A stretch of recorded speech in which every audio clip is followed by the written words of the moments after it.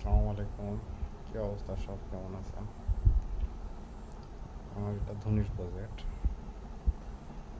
Hybrid ধনিয়া। বেশ ভালো, ইনশাআল্লাহ। এটা 1.5 মাস, 2 মাসের ক্ষেত।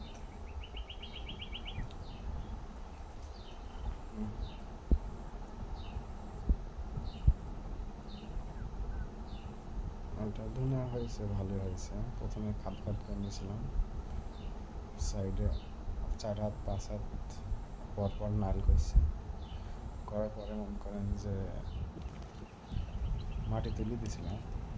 মাটি তুলে দেওয়ার পরে ধুয়ে ভুঁয়ে বোনার পরে মনে করেন যে মই দিছি আর কি, কলা গাছটা আমি দিয়েছিলাম।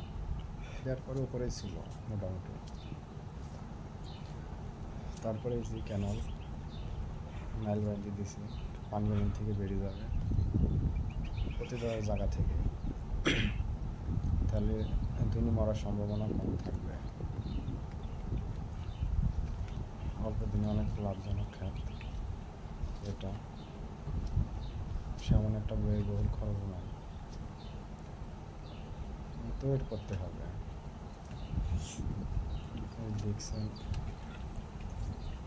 এইদিকে নাইল, ওইদিকে নাইল, চারি সাইডে নাইল করা।